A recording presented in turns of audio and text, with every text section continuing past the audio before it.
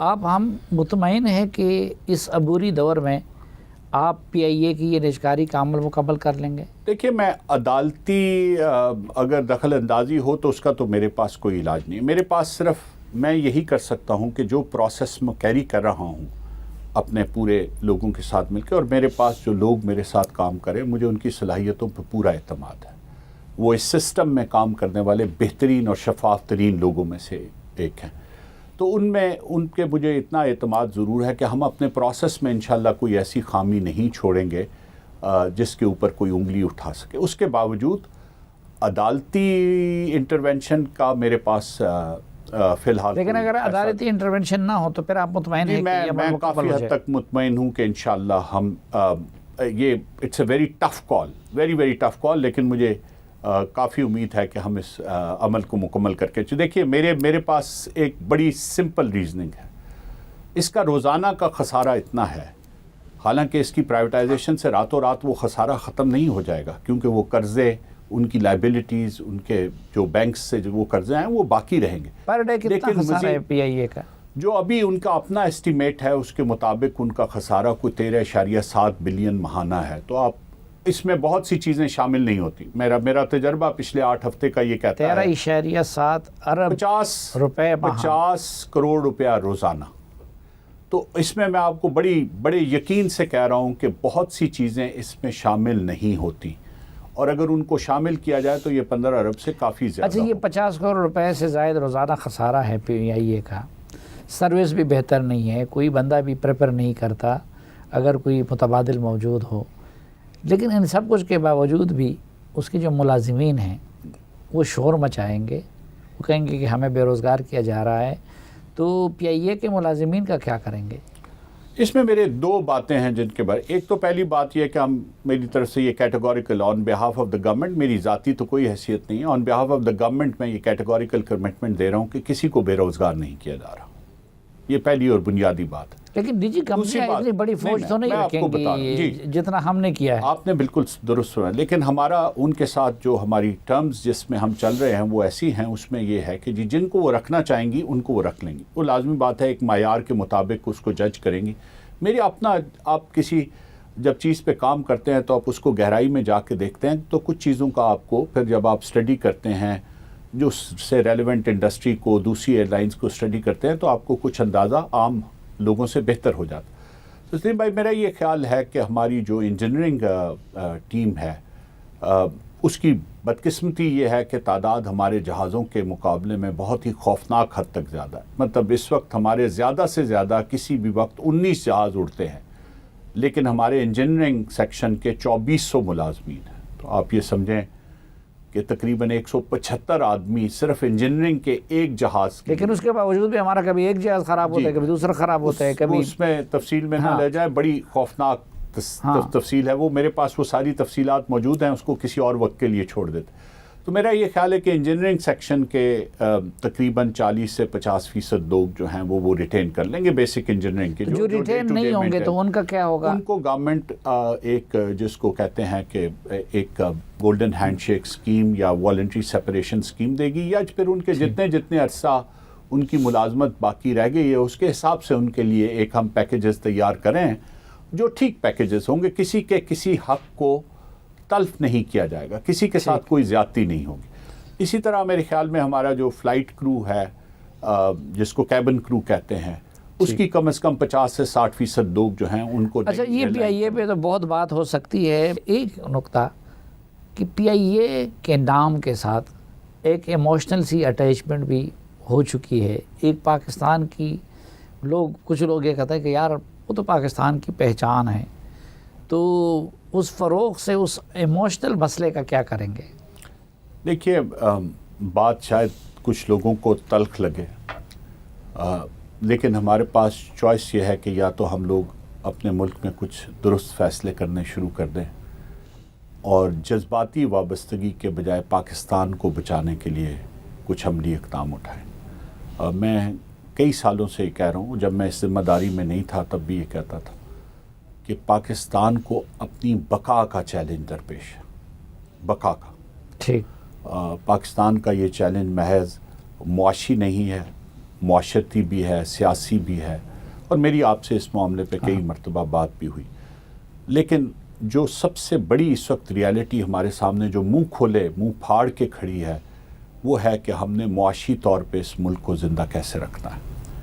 اور میں بڑی ایمانداری سے آپ کو یہ کہہ رہا ہوں کہ اگر ہم نے پاکستان کو بچانا ہے تو ہمیں شاید یہ قربانی دینی پڑے گی، اور ہماری پوری کوشش ہوگی کہ پی آئی اے کا نام کسی نہ کسی طور پہ باقی رہے. ہماری پوری کوشش ہوگی. کیا جو انویسٹر آتا ہے، جو آپریٹر آتا ہے، وہ اس پہ تیار ہوتا ہے یا نہیں ہوتا؟ لیکن جس طرح آپ نے کہا نا، آپ کی طرح میری بھی جذباتی وابستگی ہے.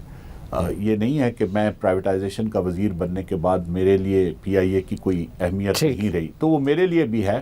میری پوری کوشش ہوگی کہ ہم جو بھی اس کا سلوشن لے کے آئیں اس میں اس نازک جذباتی مسئلے کا خیال رکھیں.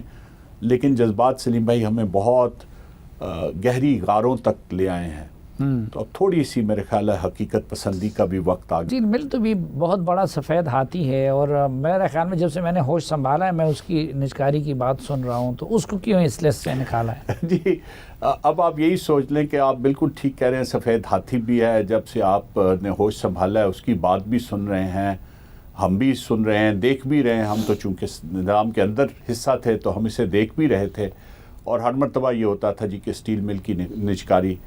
اور آپ یقین مانیے کہ اس وزارت میں آنے کے 2 ہفتے کے اندر پہلے 2 اجلاسوں کے بعد میں اس نتیجے پہ پہنچ گیا تھا کہ یہ پچھلے 10 سال سے جو سلسلہ اسٹیل مل کی نجکاری کا چلایا جا رہا ہے یہ صرف ایک ڈھکوسلا ہے اور اس کے سوا یہ کچھ نہیں. اچھا. اور اس کی چند بنیادی باتیں ہیں، وہ میں اگر آپ یہ 2 منٹ دیں گے تو میں آپ کو بتا دیتا ہوں. دیکھیے، یہ مل کوئی تقریباً 70 سال پرانی ٹیکنالوجی پہ لگی تھی. یہ سیکنڈ ورلڈ وار کے بعد کی روسی ٹیکنالوجی تھی جس کی ساخت میں یہ مل لگی. پاکستان میں 1973 میں لگائی گئی، اس کو بھی 5 دہائیاں گزر گئیں، پورے 50 برس یہ پرانی مل. اور ٹیکنالوجی میں آپ کو پتہ ہے جتنی تبدیلی 21ویں صدی میں آ کے ہوئی ہے وہ ایک مونیومنٹل تبدیلی، اور یہ اکراس ہے ہر چیز میں. تمام انڈسٹریز کی ساخت بدل کے رہ گئی ہے، اور تمام انڈسٹریز ایک نئے نظام اور نئی ٹیکنالوجی کے اوپر ہی کامیاب بھی ہیں اور چل بھی رہی ہیں. ہماری بہت سی انڈسٹریز میں، اور یہ بھی میں آپ کو اپنے تجربے کی بنیاد پہ کہہ رہا ہوں، ہماری بہت سی انڈسٹریز پہ ناکامی کی وجہ صرف اس لیے یہی ہے، ہم دنیا میں کمپیٹیٹو اس لیے نہیں ہیں، ہم دنیا کی ایکسپورٹ مارکیٹ کو ریچ اس لیے نہیں کر سکتے، وہاں پہ اپنا حصہ اس لیے نہیں بنا سکتے کہ ہمارا جو سکیل ہے اور ہم جو یوز کر رہے ہیں وہ یا تو آؤٹ ڈیٹڈ ہے یا وہ سکیل اتنا چھوٹا ہے کہ وہ اب گلوبلی کمپیٹیٹو نہیں رہا. ایک چھوٹی سی مثال، ہمارے ملک میں جو سب سے بڑی مل ہے اسپننگ کی، دھاگا بنانے کی، وہ 2,80,000 یا 2,85,000 اسپنڈلز کی مل ہے. کراچی میں بھی ہے، لاہور میں بھی ہے. اور جو ٹیکسٹائل کی ورلڈ وائڈ انڈسٹری ہے اس میں اب یہ سمجھا جاتا ہے کہ 10 لاکھ اسپنڈل سے کم کی مل اکانومیز آف اسکیل پہ وائبل ہی نہیں. تو یہ ہمارا ایک بنیادی، ہم لوگ بہت ڈھونڈتے ہیں نا وجوہات، ہم بار بار بحث کرتے ہیں، لیکن بدقسمتی ہماری یہ ہے کہ جو اصل وجہ ہے اس تک ہم نہیں پہنچتے. اسٹیل مل کی طرف ذرا واپس آ جاتے ہیں. یہ تو میں نے آپ کو ایک ایسی مثال دی جس کی آپ کہیں سے بھی تصدیق کر سکتے کہ ہم ٹیکسٹائل میں اپنے آپ کو بہت بڑا پہلوان سمجھتے ہیں، اور ہماری سب سے بڑی مل کا سائز یہ ہے، جبکہ دنیا اب یہ کہتی ہے کہ 10 لاکھ اسپنڈل سے کم کی مل وائبل ہی نہیں. تو ہم کیسے مقابلہ کریں گے؟ اسٹیل مل پہ آ جائیں. یہ 1.1 ملین ٹن اس کی میکسیمم پیداوار ہے. ٹھیک. اور یہ اب بالکل ردی بن چکی ہے. اس کو ریفربش کرنے کے لیے 585 ملین ٹن کی، اگر صرف اس کو 1.1 ملین ٹن کی پیداوار کو دوبارہ سے آپ نے شروع کرنا ہو تو $585 ملین چاہیے. 585 ملین ڈالر. ٹھیک ہے. اور اس پیداوار کو آپ زیادہ سے زیادہ، اس ٹیکنالوجی کو اگر آپ بہت زیادہ اس پہ انویسٹ کریں تو $1.4 بلین خرچ کر کے آپ اس کو زیادہ سے زیادہ 3 ملین ٹن تک پہنچا سکتے ہیں. یہ مل 1229 ایکڑ زمین پہ پھیلی ہوئی ہے، اور آج کی نئی ٹیکنالوجی میں اگر آپ 10 ملین ٹن کی پیداواری صلاحیت کی مل لگانا چاہیں تو اس کی جو آپ کو قیمت یا لاگت ہے وہ $2.25 سے $2.5 بلین سے زیادہ نہیں آتی. تو $3 ملین 3 ملین ٹن کی پیداواری صلاحیت کو 70 سال کی پرانی ٹیکنالوجی کو ریفربش کرنے کے لیے $1.4 ملین اور 1230 ایکڑ زمین، اور 10 ملین ٹن کی نئی مل لگانے کے لیے 200 یا 300 ایکڑ زمین میکسیمم، اور 2.25 یا $2.5 ملین۔ تو یہ فیصلہ کوئی ایسا مشکل فیصلہ نہیں تھا، تو ہم کابینہ کے پاس واپس گئے اور ہم نے ان سے ریکویسٹ کی کہ جی اس پروسیس کو انل کیا جائے۔ اچھا، جو پروسیس چلایا جا رہا تھا وہ بھی آپ دیکھیں کہ 4 سال گزرنے کے بعد صورتحال یہ تھی کہ 4 جو پری کوالیفائی کیے گئے بڈرز، ان میں سے 3 نے انکار کر دیا، اور صرف ایک بڈر کے ساتھ پچھلے 14 ماہ سے بات چیت چل رہی تھی کہ اس پروسیس کو آگے کیسے بڑھانا۔ تو وہ ایک ورچولی پوائنٹ آف ایسا تھا جہاں پہ نہ تو شفافیت نظر آ رہی تھی پروسیس میں، نہ یہ نظر آ رہا تھا کہ یہ پروسیس کسی منطقی انجام تک پہنچ سکتا ہے، اور نہ وہ مل میں یہ سمجھتا ہوں کہ ریفربش ہو سکتی ہے۔